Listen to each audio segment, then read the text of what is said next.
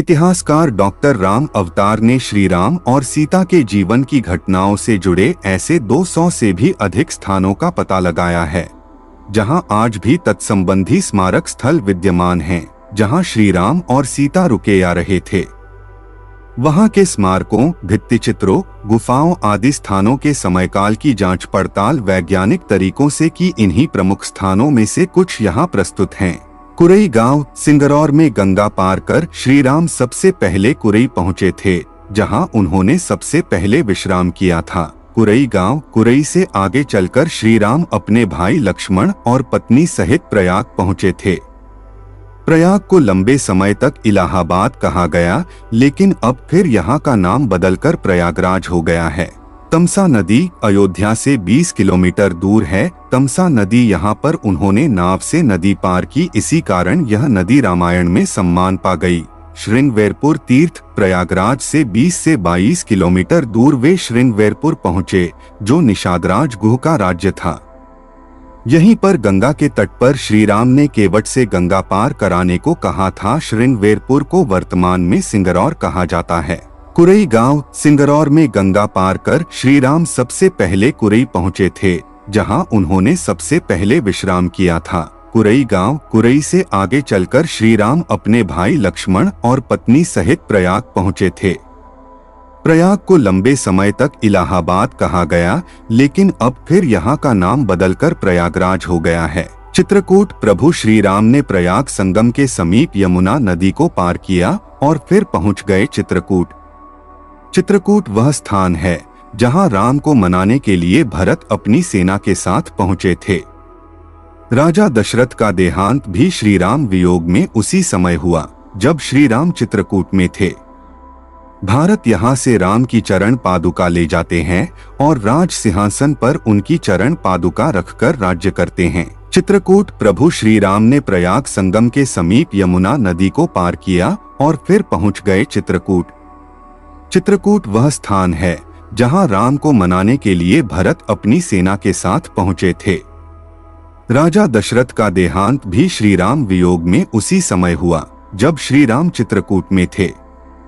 भारत यहाँ से राम की चरण पादुका ले जाते हैं और राज सिंहासन पर उनकी चरण पादुका रखकर राज्य करते हैं। सतना, चित्रकूट के पास ही सतना मध्य प्रदेश स्थित अत्रि ऋषि का आश्रम था। हालांकि अनुसूयापति महर्षि अत्रि चित्रकूट के तपोवन में रहा करते थे, लेकिन सतना में रामवन नामक स्थान पर भी श्री राम रुके थे, जहाँ ऋषि अत्रि का एक और आश्रम था। दंडकारण्य, चित्रकूट से निकलकर श्री राम घने वन में पहुंच गए। असल में यही था उनका वनवास। इस वन को उस काल में दंडकारण्य कहा जाता था। मध्य प्रदेश, छत्तीसगढ़ और महाराष्ट्र के कुछ क्षेत्रों को मिलाकर दंडकारण्य था। दंडकारण्य में छत्तीसगढ़, ओडिशा एवं आंध्र प्रदेश राज्यों के अधिकतर हिस्से शामिल हैं। उड़ीसा की महानदी के इस पास से गोदावरी तक दंडकारण्य का क्षेत्र फैला हुआ था। इसी दंडकारण्य का हिस्सा है आंध्र प्रदेश का एक शहर भद्राचलम। गोदावरी नदी के तट पर बसा यह शहर सीतारामचंद्र मंदिर के लिए प्रसिद्ध है।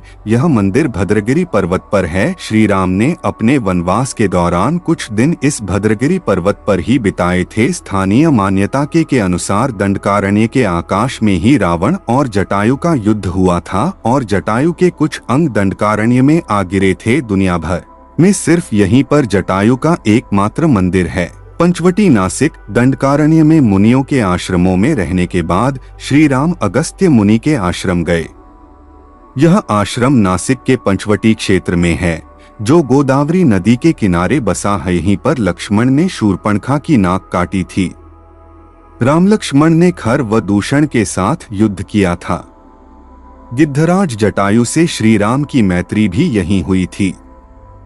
वाल्मीकि रामायण अरण्यकांड में पंचवटी का मनोहर वर्णन मिलता है। सर्वतीर्थ, नासिक क्षेत्र में शूर्पणखा, मारीच और खर व दूषण के वध के बाद ही रावण ने सीता का हरण किया और जटायु का भी वध किया था, जिसकी स्मृति नासिक से 56 किलोमीटर दूर ताकेड़ गांव में सर्वतीर्थ नामक स्थान पर आज भी संरक्षित है। जटायु की मृत्यु सर्वतीर्थ नाम के स्थान पर हुई, जो नासिक जिले के इगतपुरी तहसील के ताकेड़ गांव में मौजूद है। इस स्थान को सर्वतीर्थ इसलिए कहा गया क्योंकि यहीं पर मरणासन्न जटायु ने सीता माता के बारे में बताया। राम जी ने यहाँ जटायु का अंतिम संस्कार करके पिता और जटायु का श्राद्ध तर्पण किया था। इसी तीर्थ पर प्रवास के दौरान सीता माता की रक्षा के लिए लक्ष्मण रेखा खींची गई थी। पर्णशाला आंध्र प्रदेश में खम्माम जिले के भद्राचलम में स्थित है। रामालय से लगभग घंटे की दूरी पर स्थित पर्णशाला को पंशाला या पंसाला भी कहते हैं। पर्णशाला गोदावरी नदी के तट पर स्थित है। मान्यता है कि यही वह स्थान है जहां से सीता जी का हरण हुआ था। हालांकि कुछ मानते हैं कि इस स्थान पर रावण ने अपना विमान उतारा था। इस स्थल से ही रावण ने सीता को पुष्पक विमान में बिठाया था, यानी सीता जी ने धरती यहाँ छोड़ी थी। यहाँ पर राम सीता का प्राचीन मंदिर है। तुंगभद्रा, सर्वतीर्थ और पर्णशाला के बाद श्री राम लक्ष्मण सीता की खोज में तुंगभद्रा तथा कावेरी नदियों के क्षेत्र में पहुंच गए। तुंगभद्रा एवं कावेरी नदी क्षेत्रों के अनेक स्थलों पर वे सीता की खोज में गए। शबरी का आश्रम, जटायु और कबंध से मिलने के पश्चात श्री राम ऋष्यमुख पर्वत पहुंचे। रास्ते में वे पंपा नदी के पास शबरी आश्रम भी गए, जो आजकल केरल में स्थित है। शबरी जाति से भीलनी थीं और उनका नाम था श्रमणा। पंपा तुंगभद्रा नदी का पुराना नाम है। इसी नदी के किनारे पर हम्पी बसा हुआ है। पौराणिक ग्रंथ रामायण में हम्पी का उल्लेख वानर राज्य किष्किंधा की राजधानी के तौर पर किया गया है। केरल का प्रसिद्ध सबरिमलय मंदिर तीर्थ इसी नदी के तट पर स्थित है। ऋष्यमुख पर्वत, मलय पर्वत और चंदन वनों को पार करते हुए श्री राम ऋष्यमुख पर्वत की ओर बढ़े। यहाँ उन्होंने हनुमान और सुग्रीव से भेंट की, सीता के आभूषणों को देखा और श्री राम ने बाली का वध किया। ऋष्यमुख पर्वत वाल्मीकि रामायण में वर्णित वानरों की राजधानी किष्किंधा के निकट स्थित था। ऋष्यमुख पर्वत तथा किष्किंधा नगर कर्नाटक के हम्पी जिला बेल्लारी में स्थित है। पास की पहाड़ी को मतंग पर्वत माना जाता है। इसी पर्वत पर मतंग ऋषि का आश्रम था, जो हनुमान जी के गुरु थे। कोडिकरई, हनुमान और सुग्रीव से मिलने के बाद श्री राम ने वानर सेना का गठन किया और लंका की ओर चल पड़े। तमिलनाडु की एक लंबी तटरेखा है जो लगभग 1000 किलोमीटर तक विस्तारित है। कोडिकरी समुद्र तट वेलांकनी के दक्षिण में स्थित है, जो पूर्व में बंगाल की खाड़ी और दक्षिण में पाल्क स्ट्रेट से घिरा हुआ है। यहाँ श्री राम की सेना ने पड़ाव डाला और श्री राम ने अपनी सेना को कोडिकरई में एकत्रित कर विचार विमर्श किया। लेकिन राम की सेना ने उस स्थान के सर्वेक्षण के बाद जाना कि यहाँ से समुद्र को पार नहीं किया जा सकता और यह स्थान पुल बनाने के लिए उचित भी नहीं है। तब श्री राम की सेना ने रामेश्वरम की ओर कूच किया।